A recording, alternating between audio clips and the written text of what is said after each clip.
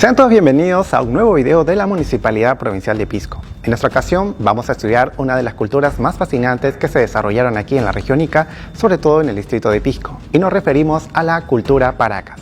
Para aprender más sobre esta fascinante cultura, vamos a ingresar en el Museo de Sitio Julio Cetello. Aquí en el museo ustedes van a poder apreciar diferentes murales que explican cuál fue el proceso del descubrimiento de la cultura Paracas. Aquí, por ejemplo, en esta fotografía vamos a ver a Julio César Tello en la cima del Cerro Colorado, que es el lugar donde se encontraron las tumbas y la ciudadela de esta cultura Paracas. Julio Cetello llegó a la conclusión que la cultura Paracas está dividida en dos fases. La primera y más antigua, Paracas Cavernas, y luego le sigue Paracas Necrópolis. Sin embargo, estudios arqueológicos posteriores han demostrado que en realidad se trata de dos culturas diferentes. La primera y más antigua se le conoce como cultura Paracas y la subsiguiente se conoce como cultura Topará. Vamos a explicar esto a más a detalle a medida que vayamos avanzando con la explicación de este video. En cuanto a las viviendas, los Paracas utilizaron diferentes materiales. En algunos casos, como podemos ver por ejemplo en esta representación, se usaron troncos con estirillas para hacer las habitaciones. También se utilizó la piedra con troncos de madera para los techos, como podemos ver aquí. Estas son casas superficiales, pero también aquí en Paracas se han encontrado viviendas subterráneas como las que podemos ver en esta representación, ¿no?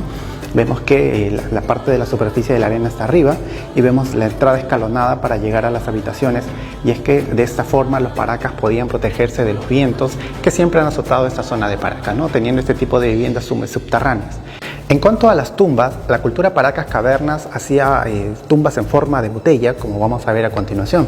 Primero empezaban haciendo una pequeña excavación en la cima del Cerro Colorado, luego forraban en los cantos con piedras, vemos aquí cómo lo hacían.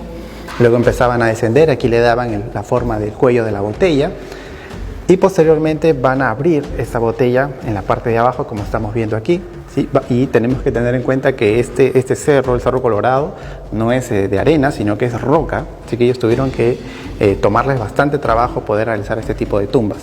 Cuando ya la tumba quedaba con su forma, como podemos ver aquí, en forma de botella o copa invertida, empezaban a bajar los fardos funerarios y acomodarlos allí, ¿no? Con todas sus ofrendas, para posteriormente colocar otros 3 fardos funerarios en la parte de la entrada. Colocaban también estas esterillas como señal de que la tumba estaba sellada, y así es como quedó después cubierto ya con tierra. Cuando los arqueólogos llegaron, pudieron descubrir estas banderillas que salían, ¿no? Como banderillas que salían aquí, que están hechas de caña, y esto les advertía de que estaban sobre una tumba de la cultura Paracas. Aquí en el museo también van a ver ustedes una representación de las tumbas en esta forma de Paracas, ¿no? Vemos aquí cómo tenía forma de copa invertida o botella, y en el interior se van a depositar los fardos funerarios con algunas cerámicas afuera como si fueran ofrendas. Bien, ahora vamos a ir a la cima del Cerro Colorado para que ustedes puedan ver dónde se encontraron este tipo de tumbas aquí en el distrito de Paracas. Nos encontramos en la cima del Cerro Colorado. Aquí es donde se encontraron este tipo de tumbas con forma de botella perteneciente a la cultura Paracas, o también lo que se conoce como Paracas Cavernas. Podemos ver en los alrededores que podemos encontrar pedazos de textiles, también vemos ahí pedazos de redes, vemos algunos tiestos de cerámicos, y también podemos ver huesos humanos que están diseminados por aquí. Hemos encontrado aquí este círculo que está revestido con piedras, que parece ser el ingreso a una tumba en tipo botella, como hemos visto en el museo, ¿no? Así eran este tipo de tumbas. En la parte de arriba se revestía con piedras, luego va a bajar hasta 6 metros para luego abrirse, y ahí es donde se depositaban los fardos funerarios. El Cerro Colorado lleva este nombre por lo que podemos ver aquí en la superficie, ¿no? Vemos rocas pequeñas de color rojizo oscuro, como rojo óxido, ¿no? Y esto es lo que le da el nombre a este cerro, que parece haber sido un lugar ceremonial de la cultura Paracas, donde construyeron su ciudadela y también construyeron sus tumbas. El Museo Julio Cetello tiene personal que vigila que nadie suba a hacer excavaciones aquí. También la Reserva Nacional de Paracas también tiene guardaparques que siempre están vigilantes de que ninguna persona pueda llegar acá, porque está prohibido que una persona sin autorización suba al Cerro Colorado. Toda esta zona arqueológica está declarada como Patrimonio Nacional. Nosotros estamos aquí porque tenemos un permiso especial para realizar este video para que ustedes puedan aprender sobre la cultura, pero nadie más puede subir a este lugar sin tener autorización del Ministerio de Cultura. ¿Sí? Queremos hacer un llamado a eso para que este lugar pueda seguir conservándose, y futuras excavaciones que se hagan con el visto bueno del Ministerio de Cultura se realicen aquí, para que este lugar sea puesto en valor y los turistas no solamente puedan ir al museo a ver las piezas de allí, sino que también puedan acceder al sitio arqueológico para ver cómo vivían los Paracas, cómo eran sus viviendas, cómo eran sus tumbas, y así el turismo pueda crecer aquí en el distrito de Paracas. En cuanto a la cerámica, la cultura Paracas tenía una cerámica bastante particular. Vamos a ver aquí varios ejemplos de su cerámica. Vemos que la cerámica de la cultura Paracas es incisa, es decir, que cuando las cerámicas todavía estaban frescas, con un objeto punzante se empezaba a dibujar la forma que querían, luego la metían al horno, posteriormente la sacaban y recién la pintaban. Por eso que esta cerámica de la cultura Paracas se realizó con la técnica post-cocción, que quiere decir que primero la cocen y posteriormente la van a pintar.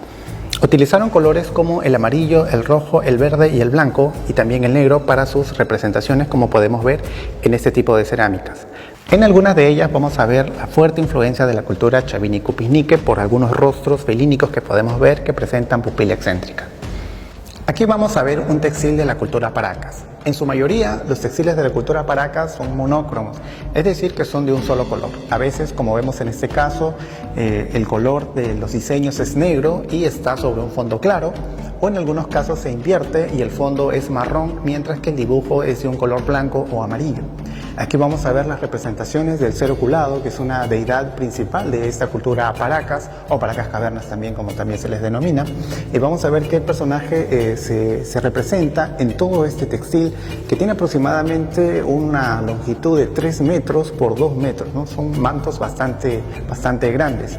Y este manto en particular, el que estamos viendo, era el último manto que estaba envolviendo el cuerpo de una momia, y es por eso que algunas partes están como quemadas, ¿no? Por la descomposición misma del cuerpo.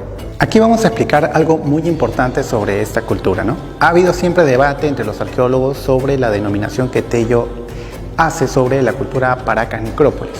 Ahora se postula que esto se considera como otra cultura diferente, conocida como la cultura Topará. ¿Qué sucedió? ¿Dónde se dio la confusión? Lo que pasa es que, como vemos en esta representación, Julio Cetello encontró alrededor de 429 fardos que habían sido depositados en recintos rectangulares, lo que él le llevó a la conclusión de que la cultura Paracas Necrópolis construía este tipo de tumbas que parecían ciudades para enterrar a sus muertos, a diferencia de la fase cavernas, que los enterraba en estas tumbas en tipo de botella, como ya les habíamos explicado. Parece ser que lo que en realidad sucedió fue que esta ciudadela que estaba enterrada perteneció a la cultura Paracas, o Paracas Cavernas, también como se les conoce, ¿no? Entonces, el cementerio de los Paracas Cavernas está en la cima del Cerro Colorado con estas tumbas en tipo de forma de botella, y esta vendría a ser su ciudadela. Lo que ha pasado después es que la cultura Topará, sobre todo la que se asentó en el Valle de Pisco, en el sitio arqueológico conocido como Chongos, ha venido al Cerro Colorado, ha ido desenterrando la ciudadela de la cultura Paracas o Paracas Cavernas, y allí empezó a depositar sus fardos funerarios. No se sabe por qué la cultura Topará hizo esto. Se cree que quizás lo hayan hecho porque el Cerro Colorado es un cerro ceremonial, es un lugar religioso, y por esa razón ellos hayan ido desenterrando la ciudadela de la cultura Paracas para depositar allí sus fardos funerarios, lo que se conoce como un cementerio intrusivo, ¿no? Esto hizo que Tello creyera que este tipo de tumbas se habían construido para enterrar muertos. Lo que en realidad ha sucedido es que esta es la ciudad de la cultura Paracas y la cultura Topará. Se enterraron allí sus fardos funerarios. Por eso es que se considera que ahora son dos culturas diferentes, una Paracas y la cultura Topará. En cuanto a la cerámica, esta es muy diferente de la cultura Paracas. Vemos que en la mayoría de los casos las cerámicas de la cultura Topará son monócromas, es decir, que son un solo color. En algunos casos, como podemos ver ahí, un color crema, a veces oscuro o a veces con el mismo color de la cerámica. Vemos que presenta 2 picos y azapuente, y es bastante característico en esta cultura Topará este tipo de cerámicas que son globulares con 2 picos y azapuente, también como podemos ver aquí, aunque este sí tiene algunos colores, como podemos apreciar allí, ¿no? En la mayoría de los casos, este tipo de cerámicas es así, monócromas, ¿no? Lo que arrojaron los estudios arqueológicos es que la cultura Topará se desarrolla en los valles de Chincha. Allí es donde se han encontrado diferentes centros administrativos, religiosos pertenecientes a esta cultura, pero en Pisco tenemos el lugar Chongos, en la villa Tupac Amaru Inca, donde también se ha encontrado una gran ciudadela que pertenece a esta cultura Topará. La cultura Topará destaca por sus textiles. Estos alcanzaron una calidad increíble. Aquí en esta representación vamos a ver a 3 mujeres de la cultura Topará que están realizando el bordado. Aquí vamos a ver algunos ejemplos de la textilería de la cultura Topará. Como les estaba comentando, los textiles de la cultura Topará alcanzaron un máximo esplendor en finura de sus textiles. ¿Ya? Aquí alcanzaron la plenitud de esta técnica textil. No hay en el Perú otra cultura que pueda igualarse a los mantos de la cultura Topará. Estos son muy finos, hermosos, con unos colores muy vivos, como lo que podemos ver en estas diferentes representaciones, ¿no? Esto es lo que se conocía antes como los mantos paracas, que en realidad ahora se ha descubierto que son mantos de la cultura Topará, que posteriormente van a evolucionar a lo que ahora se conoce también como la cultura Nazca. Ahora vamos a sentarnos en este cráneo de la cultura Paracas, que tiene una clara deformación craneal. Para conseguir este tipo de deformaciones, lo que se hacía era colocar dos tablillas al lado de la cabeza de la persona, se le amarraba con cuerdas y se le ajustaba, y el cráneo, al no poder crecer hacia los lados por la presión que ejercían las tablillas, empezaba a crecer hacia atrás y se conseguía este tipo de deformación dolicocéfala. Los arqueólogos han postulado diversas teorías de por qué se realizaba la deformación craneal. La más aceptada hasta ahora es que lo hacían para diferenciarse entre clases sociales o grupos étnicos, ¿no? Era una forma fácil de distinguir a qué jerarquía pertenecía el individuo o de qué raza o etnia pertenece este personaje. Bien, en esta vitrina vamos a ver armamentos que utilizó la cultura Paracas. Aquí vamos a ver dos estólicas, ¿sí?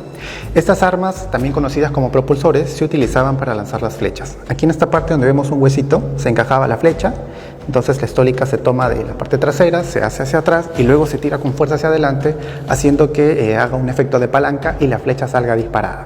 Estas son armas de largo alcance. Ahora vamos a ver las armas de corto alcance que podemos ver en esta parte. Aquí tenemos un punzón que está hecho de hueso. Esto hace la función de una daga, ¿no? Cuando están peleando dos personas cerca. Vemos también una porra y vemos un hacha. Vemos que la parte que va a causar el golpe está labrada con piedra. Cuando dos combatientes se enfrentaban, trataban de impactarse en la cabeza con este tipo de armas, ¿no? Cuando esto hacía impacto en el cráneo, generaba una hendidura, un hematoma, y era necesario que esta persona sea operada para que pueda sobrevivir al impacto. De aquí van a ser otra de las características más importantes de la cultura Paracas, que es la trepanación craneal. En esta infografía vamos a ver el proceso de la trepanación craneal. Vamos a ver que en una primera fase se va a retirar el cuero cabelludo para llegar a la zona afectada, se retiraban las partes de hueso que hubieran quedado sueltas y luego se procedía a hacer un raspado para que el agujero que quedaba en el cráneo tenga una forma casi circular, ¿no? Vemos que a medida que iban pasando las semanas, el hueso se iba regenerando poco a poco, hasta que la persona llegaba a sobrevivir a aquella cirugía, como vamos a ver a continuación en esta vitrina de aquí. En esa vitrina vamos a apreciar dos cráneos que presentan trepanaciones craneanas, ¿no? Vemos que en ambos podemos ver estos orificios circulares, semicirculares que presentan, y con el tiempo, como les veníamos explicando, después de hacer todo este proceso de retirar las partes que habían quedado sueltas y que estaban dañadas, ellos colocaban encima del agujero, en la mayoría de los casos, una placa metálica que podía ser de oro. Y con el tiempo vamos a ver que por debajo de donde estaba colocada esta placa metálica empezaba a crecer una delgada membrana de hueso que lo que está buscando es juntarse para poder cerrarse y así el paciente termine curándose.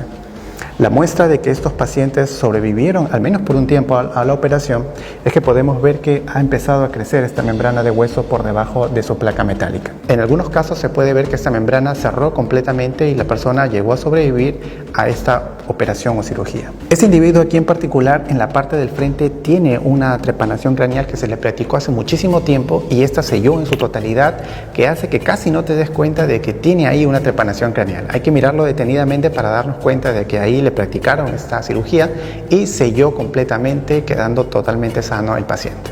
Aquí vamos a ver una representación de lo que sería la práctica de la trepanación craneana, ¿no? Vemos al paciente sentado y vemos que existe un cirujano y otra persona que lo está asistiendo para agarrarlo si es que la persona pues se mueve a causa del dolor. Vamos a ver que en la parte de arriba le van a abrir el cráneo con unas puntas que están hechas de obsidiana, que es un mineral volcánico, que es bastante filoso, ¿no? Y con esto se procedía a hacer el raspado para llegar a hacer un agujero casi circular, donde más adelante van a colocar esta placa metálica y el paciente va a tener que estar en reposo varias semanas hasta que el cráneo vaya regenerándose. Otra de las características resaltantes de la cultura Paracas es la forma en que enterraban a sus muertos. Vemos que ellos elaboraban los fardos funerarios, ¿no? Para enterrar a una persona, a un habitante de esta cultura, los Paracas lo momificaban. Retiraban los órganos internos del cuerpo y ponían a secar en el sol durante algunos días.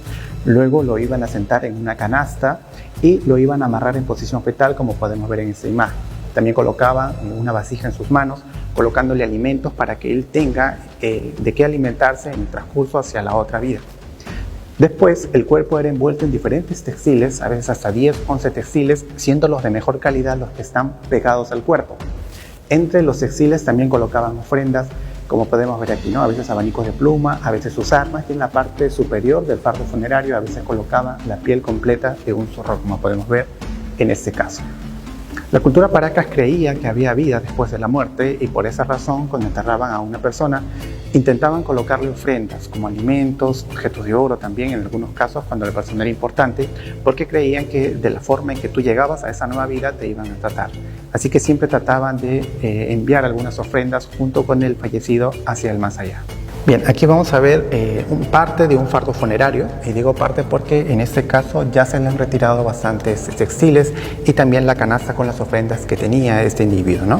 Ya estamos llegando a las capas finales para llegar al cuerpo, y dentro de este vamos a encontrar una persona que está colocada en posición fetal, muy bien amarrada, así como los Paracas enterraban a sus muertos, ¿no? Hay quienes postulan que colocaban a los muertos en posición fetal en una manera como una representación de que nosotros llegamos a este mundo en esta posición fetal cuando estamos en el vientre de nuestras madres, y por lo tanto debemos volver al más allá o al otro mundo en la misma posición.